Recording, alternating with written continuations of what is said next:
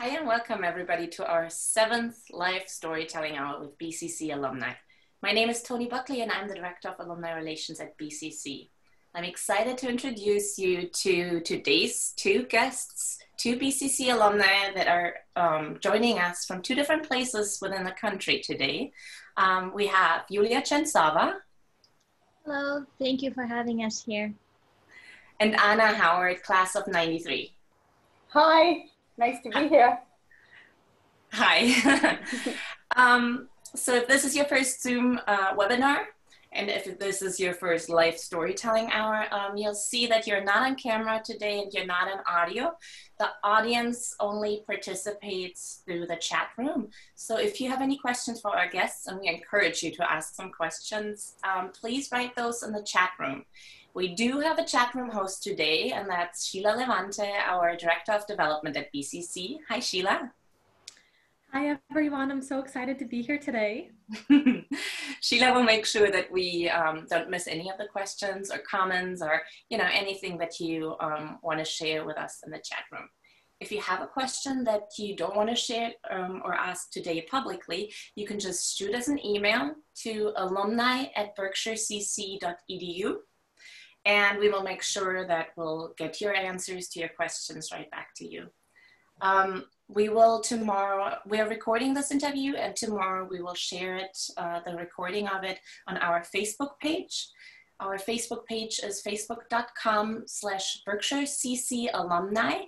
And we'll ask Sheila to just write those two, the email address and the Facebook link in the chat room, so you can follow us and like us and see the recording or share the recording with anybody you think would be interested.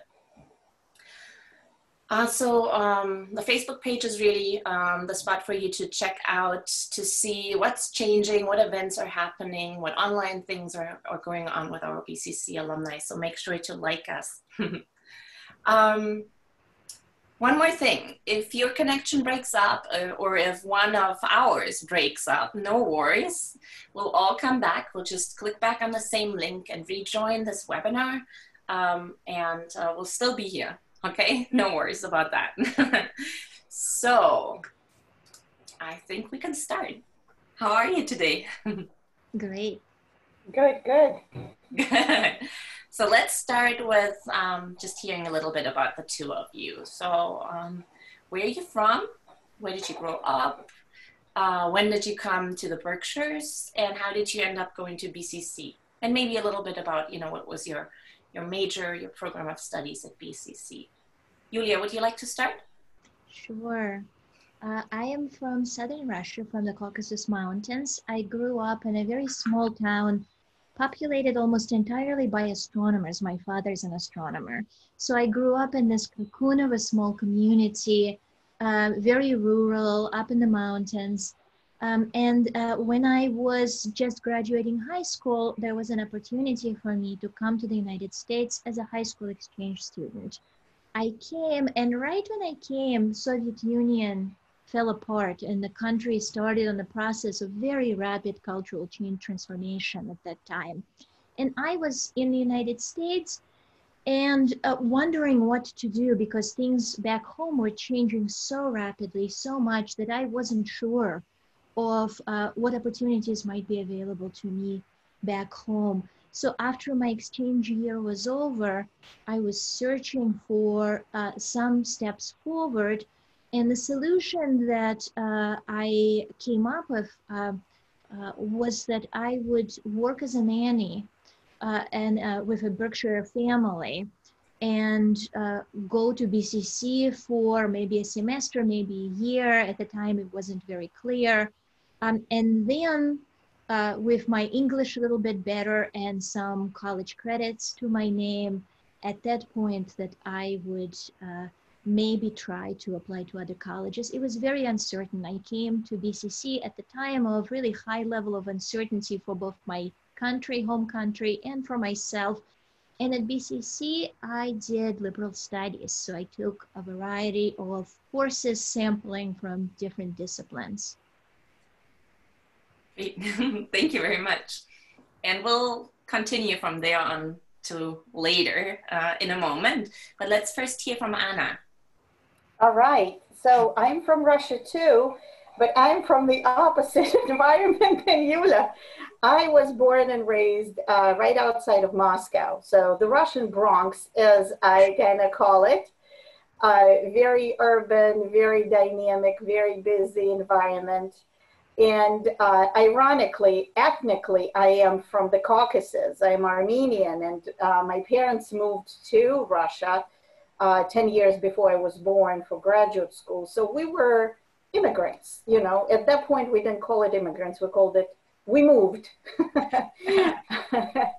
And I actually started my college in Moscow. I was going to, it was called State Institute of Management at the time, and I was majoring in international economic relations because the country was opening up, the curtain was going up, um, and I met my father was also a college professor, and one time his college was hosting a group of American professors and administrators because there was a lot of cultural exchanges starting up.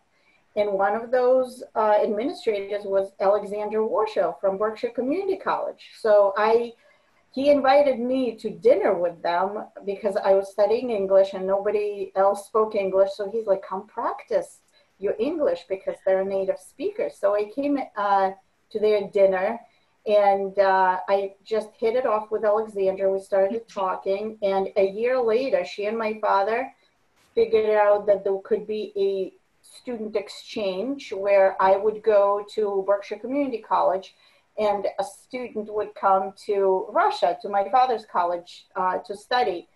You know, a few months later, Yulia just covered what happened in Russia, and there were no takers to go to Russia.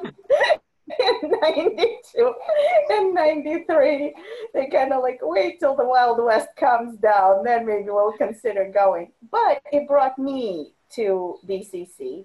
And as I mentioned to Tony earlier, in Russia, and I don't know, many countries around the world, there's no such college that gives 2-year degrees. So I didn't know what it meant. By the time I realized that, I thought, oh my goodness, I already have 4 years of college. So if I transfer some of the credits and I stay for another semester, I can get an associate's degree. And that's kind of what my thinking was. So I decided to stay for another semester. And I think we're going to take the story from there. You can go, continue. I can just take it. Let's continue from there. I can tell how Yulia and I met because we turned up to be at BCC at the same time from totally different parts of the country, in the same country, but different parts for very different reasons. And both of us were in similar situation in terms of that we were there by ourselves. There was no family with us. We to some degree clung to each other because, you know, after you don't speak your native language for several weeks and you're kind of torn out of your familiar environment, you start craving familiar sounds and people who get, you know, the references of old Russian comedies. So I met Yulia and we kind of became fast friends there. And at the time I was staying with Don and Mary Lathrop. They were my host family. And at some point, Yulia joined us. So for several weeks, Yulia and I were not only friends, we were housemates and, I don't know, partners in crime, what you call it. That's right. I was taking a philosophy class with Don, so I already knew Don as a student in his class, and had good relationship with him. I would always stay after class and talk to him.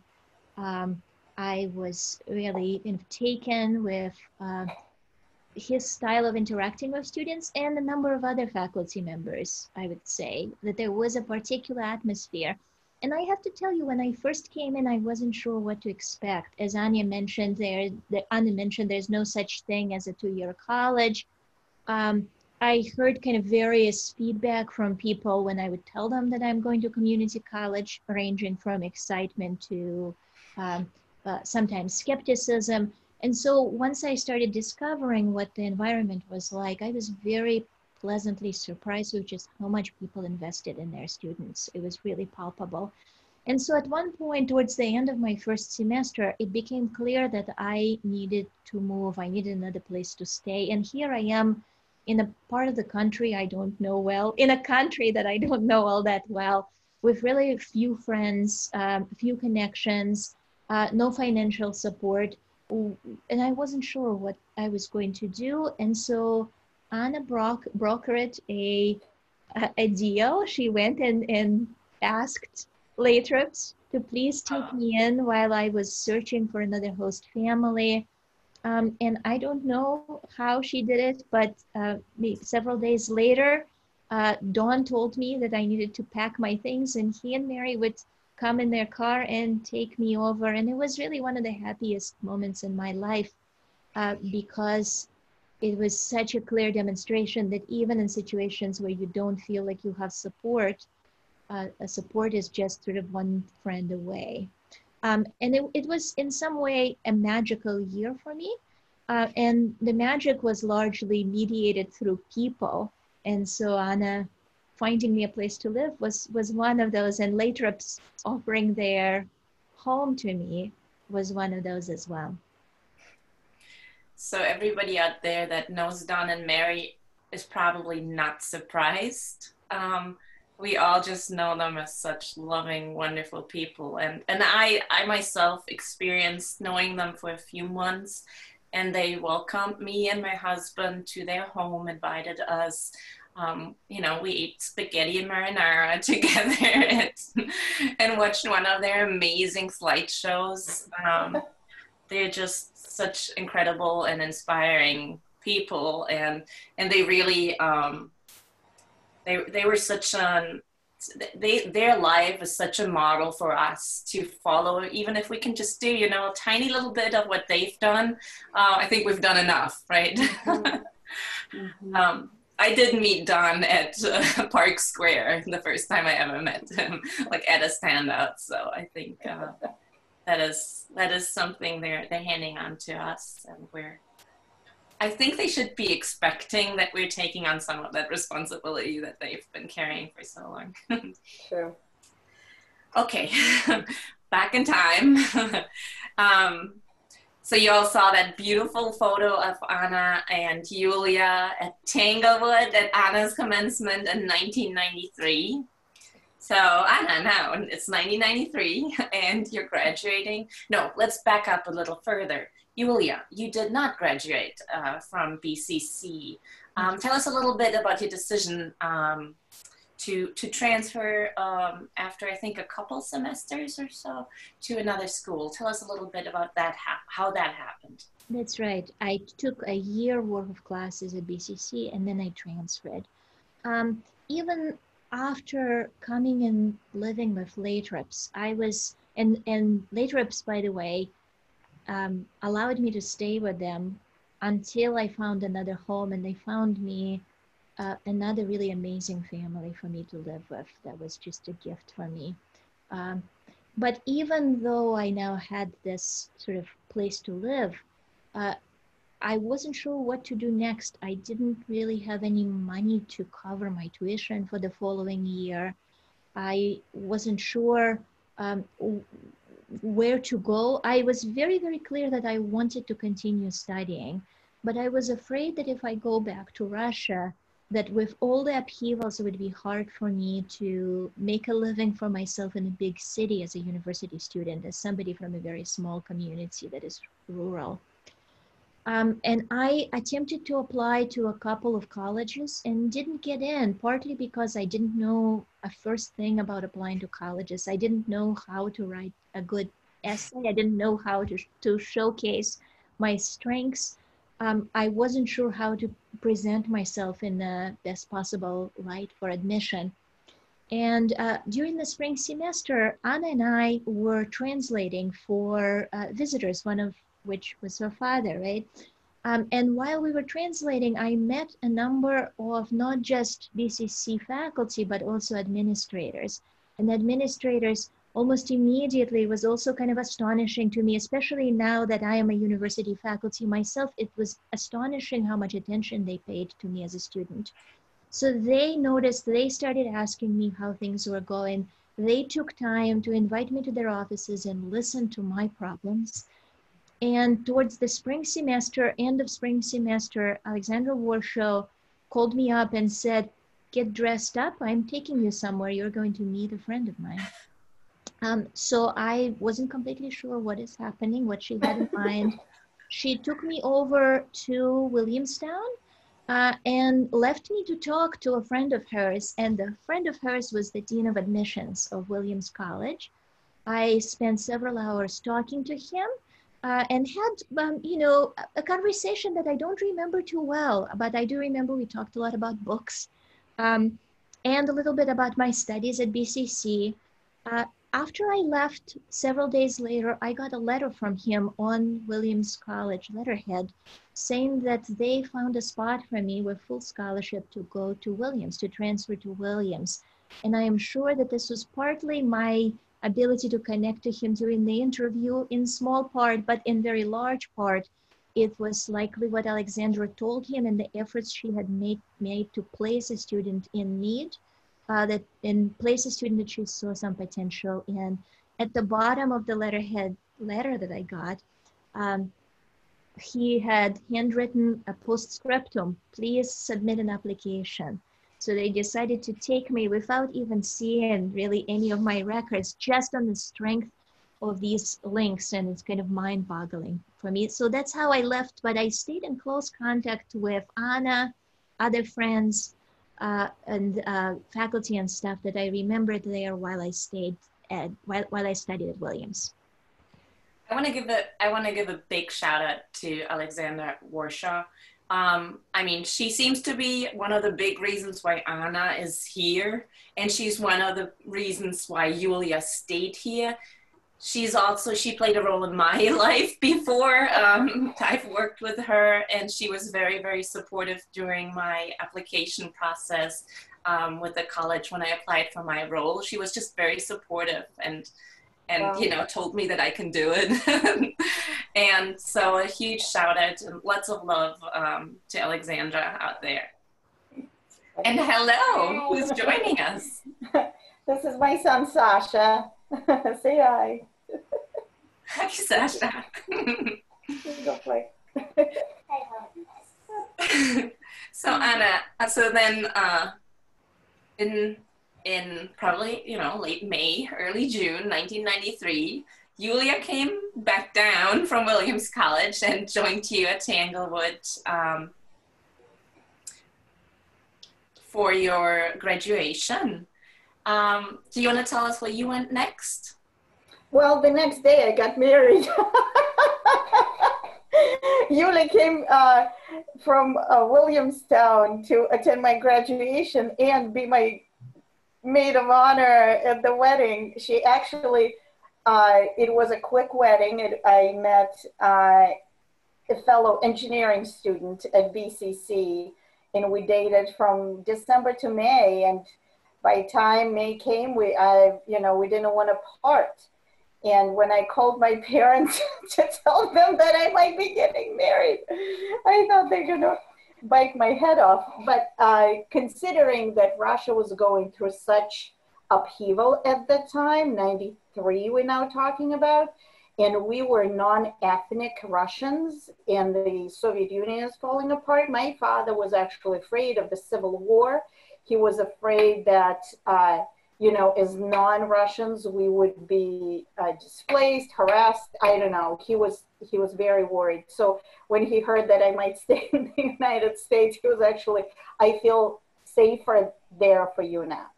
So I don't mind you getting married. I'm sure he is a perfectly nice boy. So ironically, Yulia and Alexandra Warshaw were the only two people at my wedding. Isn't that funny? So Mark and I got married, and we transferred to UMass Amherst. Unlike Yulia, who received full scholarship for her bright talent, we had to borrow a lot of money to go to UMass Amherst. And, you know, I was majoring in business in Russia, and I chose, because of some of the classes actually I took at BCC, I chose accounting as my major. So UMass Amherst provided a good opportunity for me to go to a good management school, to major in accounting, and for my then husband to go to a good engineering school and get his engineering degree. So that's why we chose UMass Amherst. And at the time, state schools were reasonable enough for people with no money to be able to afford. We essentially had to, you know, except for some scholarships we received for good academic performance, we had to borrow everything, and we were able to do that. So that was good. I got my bachelor's degree from UMass Amherst in accounting, and Mark got his engineering degree at UMass Amherst a couple of years later. So that was a good, and then Yulia went her way and I went my way, and our paths diverged a little bit. I started corporate career right away, and Yulia went into this maze of graduate schools and degrees. And when I remember we saw each other in San Francisco. Remember a couple of times, Yulia was going to Stanford at that time for your PhD, and I was flying to San Francisco for my corporate training. I would rent a car and drive down to Palo Alto and see you, and you and I would go and sit in the cafe. And I remember you were the first one to introduce me to the bubble tea. Remember that? It has bubbles on the bottom. That was just the beginning of the craze, and I think it started in California somewhere. So that was maybe 2000, 2005, maybe somewhere there. We saw each other. I just remember that you went to school for a long time. I remember that. I was like 10 years out of school already, making corporate money, and Yulia was still taking classes. That's right. That's right. What do you want to tell us that path? I don't want to take Tony's job to interview. Go ahead. It's a perfect segue. What were you doing for 10 years, Yulia? Well, I majored in psychology and literary studies at Williams, and then decided that psychology would be my field. I worked for several years at one of the UCs at UC San Diego in a psychiatry department, doing clinical research and making sure that I was ready for what I thought would be my career in clinical psychology. I started graduate school at the University of Minnesota. Halfway through my graduate program, my advisor decided to leave. And after considering it for a little while, I followed her to Stanford, where Anna visited me, and eventually got my PhD degree from Stanford. And now share with us where you are. Where are you joining us from? I am joining you from DC area, and I'm an associate professor of psychology at Georgetown University, and have been at Georgetown for over a decade now. Oh, wow. Yes, and in some ways, Georgetown reminds me of BCC. I am back to my roots. It has very strong Catholic Jesuit identity, and the foundation of that identity is cura personalis, caring for the whole person in your student, the spiritual, the mental, the physical, and the intellectual. And this message really resonates with me because I have been to a number of universities. So I was a student at Williams, I was a student at Minnesota, I was a student at Stanford University. And I feel that in some way, BCC really did this exceptionally well, perhaps best of all the places I've been, caring for the whole person. I felt that I was being taught, yes, but my faculty members pretty uniformly in administration paid attention to the other facts of my life. They noticed things that were standing in my way. For example, my math professor at one point noticed that I didn't have a textbook. And this was during the semester where I had no money. I had no job. I couldn't get a job because my visa didn't allow. And I couldn't afford a textbook. So what I would do is I would run to the library and read the chapter there, but the library would close. Sometimes I wouldn't get through the entire textbook, the entire chapter, because I also read slowly in English. And so I would come less prepared the next day. He finally questioned me, kind of put me in the corner, questioned me about what was happening. And once I told him that I didn't have a book, he marched me to the bookstore and bought me a book. I was really embarrassed that he was doing this. And I kept kind of stammering that this was not needed. And he looked at me and said, look, when you get your PhD, you can pay me back at that point or invite me to your graduation or something. And it was stunning for me that at the time when I wasn't sure in tomorrow whether or not I'll be able to scrape money for another semester, that he saw PhD in my future. And there were just countless stories like this where faculty saw me as a person, and I know Anna has a number of them as well. Would you like to share the name of that math professor? In just a second. I know his first name was Frank. Let me tell you the last name. And I want to just briefly share how I learned about Yulia.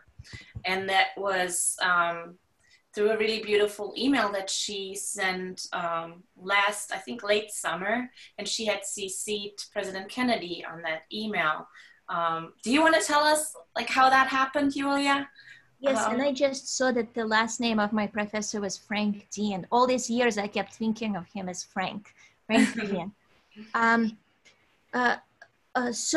This last year, Georgetown, as a special guest of honor, invited president of a community college in New York to talk to us.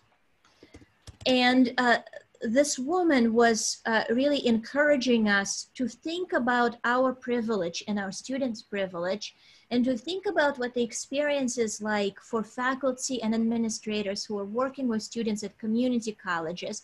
And she said something like, very few of you have probably been to community colleges, but let me tell you what the experience is like. And was sharing stories of her students coming from abroad with no English, students who are middle-aged and are shifting careers, students who are working class and have to combine work and study, all of those stories that were only too familiar to me. And so after the presentation, I wrote to her and also CC'd President Kennedy.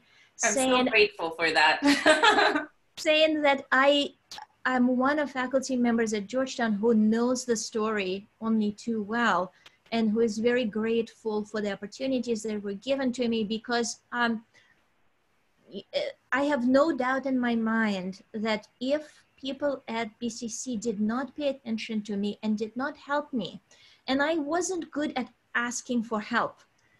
Not at all. I was very shy. They had to pry information out of me. Sometimes Anna would know what is happening and would kind of go and request help for me. That if this didn't happen, I would not be where I am now. I wouldn't have the same path. The path that I've had depended on people listening. And so I wrote to President Kennedy to tell her how impactful BCC as a community has been in my life. And Yulia gave us permission to share that email that she had CC'd President Kennedy on in our print newsletter. So you can see that beautiful photo of the two and the letter in our print newsletter. And if you didn't get it, you just send us an email and we'll get it to you. Anna, let's talk about you. And I know just a few days ago you got some great news. So maybe you want to share those with us. All right, I'll give you a context. So while Yulia was getting her PhD, I joined, as an accountant, I joined one of the big 4 firms. They hired me right out of UMass Amherst, PricewaterhouseCoopers. I was there as an auditor for 4 years. I became a CPA, certified public accountant. Then I had my baby girl and I had to leave because public accounting is very intense in terms of, you know, demands on your on your hours and requiring to travel. So I started working for a small sleep insurance company for, for a while. And then I found a manufacturing high-tech, fast-growing company that needed a CPA who knew financial reporting, which by then I already knew, and who also spoke Russian, which I happened to do. It was a company that was founded in Russia, big manufacturing firm, but moved to Massachusetts. Headquarters were in Massachusetts, and they were preparing to go public. So not only my training and my experience were an asset. For the first time in, by then it was, 2005. So for the first time in 10 years, my native language was an asset in my job as well. So I worked there for 11 years. We took the company public. That's when I was, could afford to fly around the country and visit my friends and, you know, treat them to bubble tea. So life was good. There came a point 11 years later when I realized that my baby girl was about to go off to college. And I was working full time trying to make money. And I think Yulia will agree, us as solo immigrants, you know, we didn't come as a pack. We didn't come with siblings and parents. We are on our own. Financial independence becomes one of the top priorities, whether we want it or not, whether we like to admit it or not. So it's, that's why I kept working. I never stopped. And then all of a sudden I realized, oh, that baby girl is about to leave home. And by then I was already, I'm jumping, but I was divorced and remarried and had another baby that you just saw over here.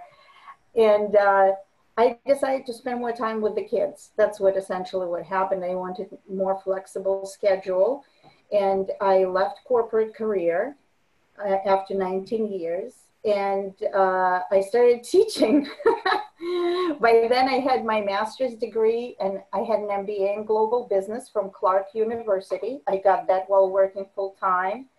And Nichols College, which is a small business school in Dudley, Massachusetts, asked me to teach because they needed CPAs to teach accounting curriculum.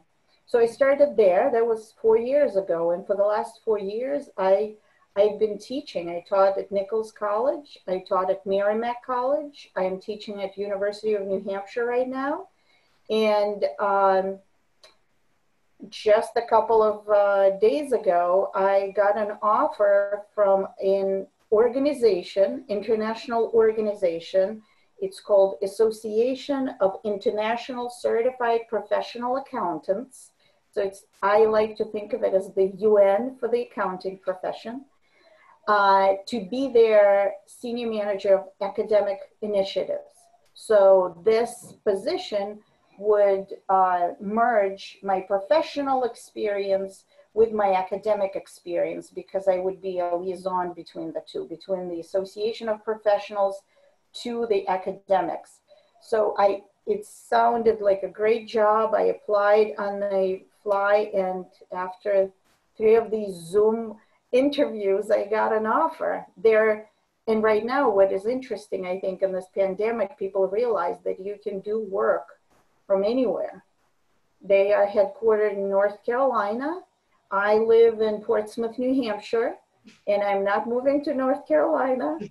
I can stay home and I can do, it's a full-time remote work. So what I would like everybody who hears that to realize is that every single, you know, organization has a remote employee. So you can apply to companies in California and get a job because you will be just a Zoom call away. Congratulations. When Anna shared this with us yesterday, she said it's a dream job. So yes, we're happy for you.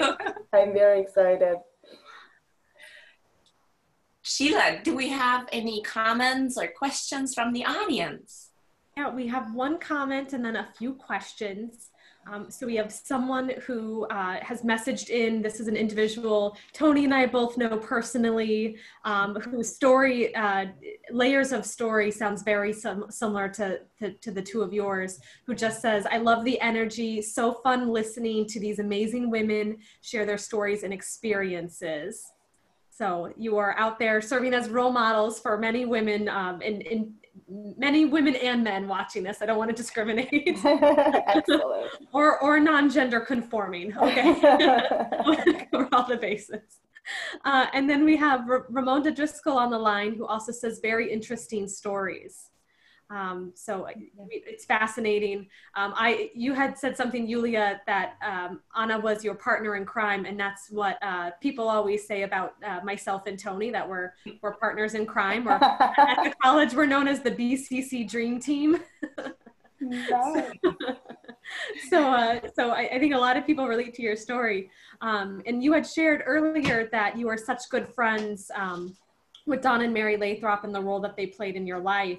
And so the audience questions are, what's your favorite memory of Don and Mary? That could be a story or just something, you know, silly or funny that they did, or maybe something that they're not even aware was made such an impact on your life. So we would love to hear, because Don and Mary are so beloved at BCC. I have a feeling that Anna is cooking something up there. You got something to share? Oh, I have so many stories, because, you know, for me, Don and Mary are not a memory. I see them, you know, several times a year. They became my soul parents, and I'm in touch with them at least once a week. But I remember it is an interesting question how they affected our lives. I think they tremendously affected. Like, I would not be the person I am. I would not be doing the things I'm doing if it weren't for them. I dedicated my whole creative morning talk to them to tell. So we don't have that kind of time right now. But I will tell you a tiny little bit, a little example of what it meant to live with Don and Mary. And Tony, you mentioned how they embody their values on a daily basis. So I was dating Mark, as I mentioned, and one time he calls and Mary picks up and she says like this, "It's Mark for you." And I was not in the mood to talk to him. I was just like, I was busy, I was doing something, maybe, I don't know, playing with Yulia, I don't know what I was doing. But what I said is what I would say in my house when I was growing up. Tell them I'm not here. That's what I said. Tell him I'm not here. And Mary kind of stopped in her tracks. She goes, I am not lying. I don't lie. And if you don't want to talk to him, you should be straightforward and tell him that. I'm like, what? It was just, I still remember. It's been like 28 years. I still remember that moment when I realized that people live without lying, even on like small, tiny little level, right? That it's possible to live your life without compromising your integrity, even at small little turns. So that's my kind of story that had a profound impact on me since then. Yulichka, what's your anecdote? I agree. I didn't stay with Lathrops as long as Anna did, but I agree that it was just an incredibly memorable time. And I don't know, all my stories kind of feed into the larger theme of them living out their convictions in everything that they did, big and small. And I remember that at the time we were both admiring and also almost kind of wondering, what is this? How do we make sense of this behavior? How do we understand it? And some of it appeared almost silly and memorable for that reason. And in retrospect, is just very much a part of a coherent message that they projected. So for example, I remember that there was at one point, do you remember a squirrel infestation in their house? And squirrels kept on coming and coming and coming. And very patiently and kindly, Dawn would develop ways to trap them without harming them in any way, without causing any suffering to the squirrels. So every day it seems like we would have a new squirrel that we would have to take somewhere else, and he would very carefully think about where we would dispose of which part of the forest would the squirrel be most happy living in. And so every morning before we would drive to BCC, we would leave earlier and earlier so we could deliver squirrels to all these locations.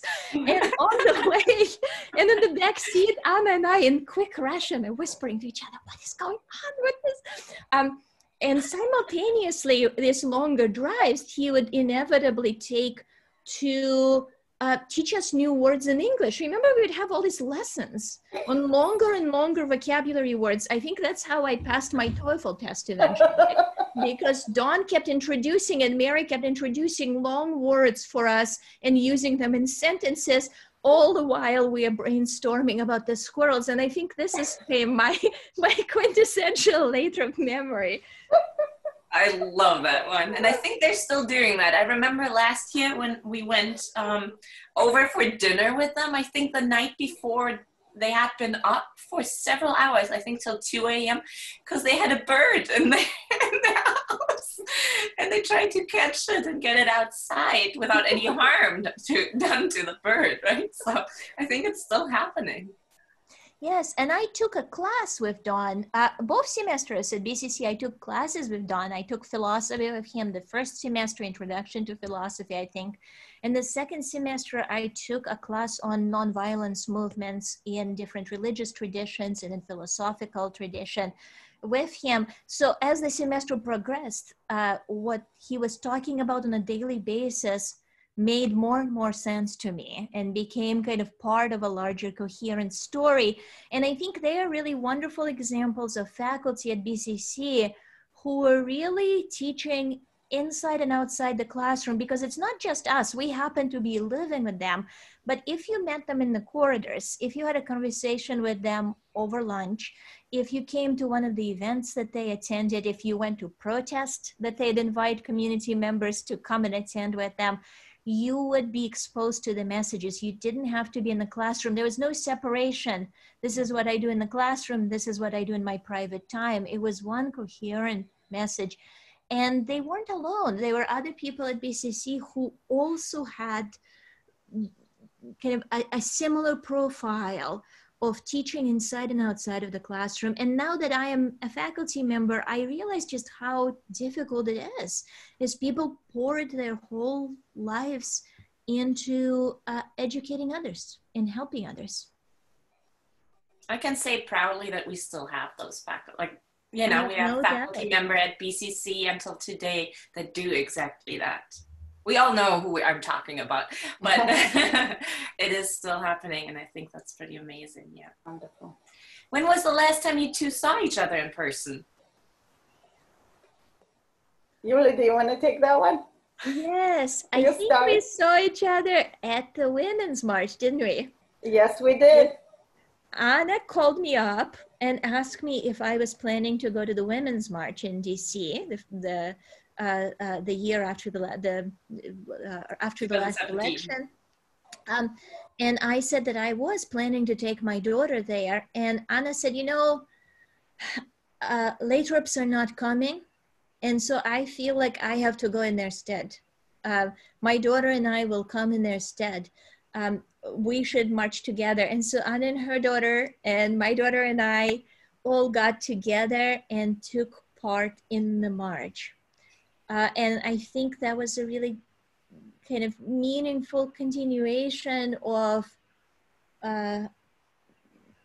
principles that we got exposed to while we were students at BCC. What do you think, Anne? Absolutely. And the fact that they had this impact on us, that we felt like we needed to have our voices heard. And we now, Yulichka, influenced our children, you know, to have similar values and kind of stand up for their rights and for the rights of others. That just goes to show how their influence kind of transcended generations, not just people, you know, they're directly exposed to. So it was a great trip. I think you and I lost each other because there were so many people. We only met afterwards and we gathered at your place in Washington, D.C., and we ended up staying with you that night, right? That's right. It was a very meaningful trip. It was, you know, for my daughter, she was 16 then, I think, and your daughter was 13 maybe at the time. Frankly, Victoria went to see the celebrities. It wasn't you know, she liked painting things on her face and, you know, wearing the cat ears on her head and seeing Scarlett Johansson and Alicia Keys. But it all stayed with her. I think that event had such an impact on her. She was actually joined the committee for Portsmouth Women's March. And we organized Portsmouth marches together for the last 2 years. Oh, that's wonderful.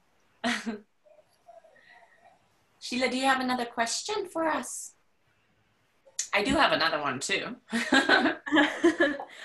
Maybe our questions are the same. That wouldn't surprise me. Just one quick question for you ladies. You talked a little bit about, you know, coming to BCC and, you know, not coming in a pact with, you know, kind of other family members and really the drive to, you know, succeed and be where you are today. And even now at BCC, we still have international students doing the same thing that, you know, come to BCC and, you know, and try to find community with other staff and faculty, you know, but everyone has ups and downs. And some days, you know, Yulia, you talked about you didn't have money to scrape together. So what advice would you give some of our students, especially our international student, but every student that, you know, really steps on campus and wonders, you know, I'm here, but I don't know what I'm going to do next or what my path is going to take. What advice would you give them? Yulia, I'll let you start first. One of my most meaningful lessons from BCC, in addition to the ones that I already described, came from my photography teacher. I think his name was Nick DeCandia. And I was failing one of his assignments, partly because I was a nanny and I couldn't get away. I had to work full time. I couldn't get away to the photography lab to do my assignments. And I have never failed an assignment before. I was a good student before and after. And so I came to him and I started crying and I told him what happened towards the end of the semester, and the grade's already in. There was no changing of the grade, but I just started crying. And he said, listen to me and look at me. What I want you to know is the best thing you can possibly learn is that you need to learn to ask for help. You need to learn how to come to a professor like me early in the semester and tell him all of this, even though it doesn't feel good and it's scary to do so. And then people will be able to help you. If you came to me earlier, I would have helped you. I would have done things to make sure that you passed this assignment. And it really stuck with me for years. And I repeat this story to my students often enough. So the barrier often isn't about intellect or resources. The barrier is how efficient we are in asking for help in an environment that is rich with people willing to offer us a hand. And so that is my advice. And in BCC, I had many days when I was despairing. I thought I wouldn't get through the semester. I wouldn't go on to graduate from college. I didn't know what my future is going to look like. And it was this trick really that helped me eventually. You stole my answer, Yulia. But anyway, I will add to it. I will add to it. Because for you and for me even, you know, I'm an extrovert and, you know, I'm outgoing, but asking for something, for help, or even advocating, honey, can you turn off the water? Advocating for yourself is a hard thing to do, especially for our gender. And what I would say, and I read it somewhere, I didn't invent it, it's just uncomfortable to do that. It's uncomfortable to have these conversations. And I read it somewhere that your success is directly related to the number of uncomfortable conversations you're willing to have. Whether it's asking for help, whether it's asking for more money when you're negotiating salary, whether it's asking for more challenging assignments, whether it's asking for promotion. So I also, you know, talk to my, especially female students, that when it feels uncomfortable to advocate for yourself, think about that you're advocating for the whole gender. So think about you advocating for the people who will come after you. So those paths will already be, you know, blazed for the next person. So if that's easier for you to kind of do that mental trick, do that.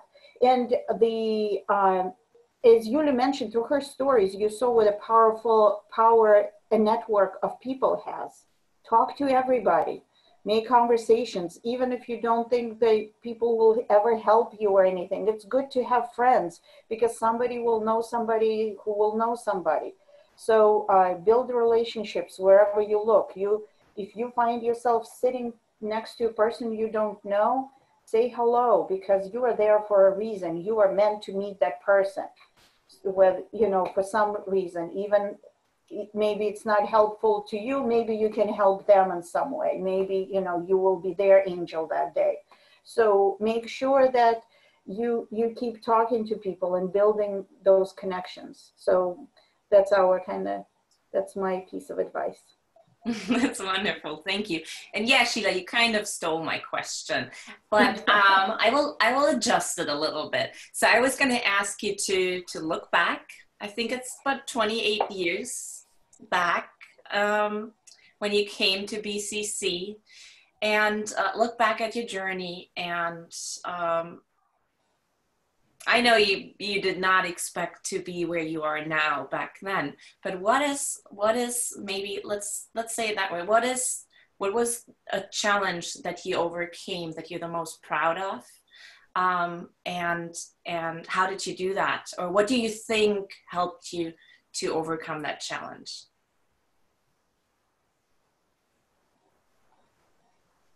I suppose I can Yes. start and you can, because I think I mentioned to you, Tony, yesterday, it was not so much a challenge, but it was an internally constructed obstacle. Maybe Yulia has a better term for it in psychological terms, but that's how I'm going to call it. Because, you know, okay, I got my degree in '93. And again, I'm looking at my graduation. Great, I found this great job. I'm an office assistant in Pittsfield, making $5 an hour. Whoop, whoop. I kind of, you know, I reached my peak. That's what I thought. I reached my peak. There's like, this is the pinnacle of my success. Because $5 an hour is more than what my father is making in Russia, being a professor in the university. So I was perfectly content to stop right there. I am an office assistant. I'm going to make minimum wage. It's slightly more than minimum wage. So there's a win right there. Why do I need, who am I to think that I can get a bachelor's degree in a different country in a different language? That's not my native language, you know, among all these middle class students that obviously they look like they know so much more than I do. You know, I am the silly one and they look like they know so much more than I do. And I would have stayed there. But it was Mark, my first husband, who said, why do you want to stop? Let's not stop. Let's go and let's transfer. You're just well, he's actually said that I'm the smartest person he's ever met, but I told him to get more out. But he gave me a push. He gave me a push to say, don't stop. Let's continue and see where it takes. And all of a sudden, I'm like, well, I guess if he thinks so, if this boy who speaks English like a native, obviously who knows more than I do, thinks that I can do it, we're kind of like looking for this outside validation. You know, okay, maybe I can do it. And then one thing after another, you get a bachelor's degree. Oh my gosh, I just got the highest GPA in my school. I got better grades than those native speakers, you know, and all of a sudden, one of the biggest accounting firms offers me a job. What? And you're just kind of stepping in these things. But I could have stayed being an office assistant making $5 an hour if somebody didn't push me. So what I want to tell you is that if there's nobody there to push you, you push yourself. Give yourself that kick. You know, if you are making dreams right now, make them bigger. And maybe you will come halfway, but you will come halfway. You know, maybe it was not you know, shoot for the stars, you will reach the moon kind of thing. So that would be my kind of piece of advice here, because don't construct your own obstacles in your head. That is a great one, Anya. Mm. Yeah. For me, I think I came from a very socially homogeneous environment. Everybody, in some ways similar, educated, you know, known each other for a very long time. And in Russia, oftentimes people live like this for their whole lives. You have met people early on in your life that will be with you for much of your life. And so I didn't have much of a practice of how to connect to people that didn't look or sound anything like me. And so BCC was really great practice in that sense, because in other places, even in the United States, what I would do is I would find people who are similar, and I would have this kind of comfortable circle where I could connect to people around issues that are familiar to me. BCC forced me to interact with people that didn't look anything like me, that were much older, that came from a completely different walk of life, that we didn't speak the same language, we both were learning English, and forced me to understand the value of these types of connections. I came in not understanding their value, and I left with appreciation. And later on, when I became a psychologist, especially during the years when I was doing some clinical work, it became invaluable to me. The skills that I learned in BCC that were at the time really challenging. I recently got a big stack of letters that I wrote to my parents that year at BCC, and I write over and over again, there's nobody here that I can relate to. And towards the end of the year, I figured out how to relate to them, how to connect to them. Yulia and Anna, thank you so much. Our time is pretty much up. I'm so grateful that I got to spend this time with you, not just now. I was even double lucky. I got to talk to them a whole hour yesterday. And I just really want to ask you to stay in touch. I'll stay in touch. We'll stay in touch. You know, we'll get to a point where you two can come and visit, and we can show you our beautiful reimagined BCC. And this was a pleasure. This was really wonderful. Thank you so much. Thank you for this opportunity to meet you, to reconnect with Anna, and to be in this virtual BCC that I am seeing in the backgrounds. This is wonderful. I think what Yulia didn't mention, that her daughter was accepted to Williams College. So she will be visiting the area now to visit her daughter. So I hope we get to see her in person more, and I get to see you. It's great to see you, Yulia. And it's very nice to meet you, Tony and Sheila. Thank you, everybody who joined. It was a pleasure. Thank you. Thank you so much. Thank you, Sheila, for always being on my side. In my view, you're right next to me as usual. I don't know. I love being by your side. I'm glad. It's like, it's so great with our screens. It's us and then Anna and Yulia under. So I'm like, this is a perfect picture. Thank you, everybody who is joining us today. We will post this tomorrow on our Facebook page. It will be on PCTV sometime in the next 2 weeks. And we will be back next Thursday on May 28th at 3 o'clock with two wonderful BCC alumni, again, two ladies, our BCC Alumni Board President, Melissa Myers, and our former Board President, Cindy Shoberg-Reimer. So make sure you check our Facebook page tomorrow. I will update the registration link so you can sign up tomorrow, starting tomorrow morning, and we will see you again next week. Thank you again. And everybody have a wonderful, sunny rest of your day. Thank you.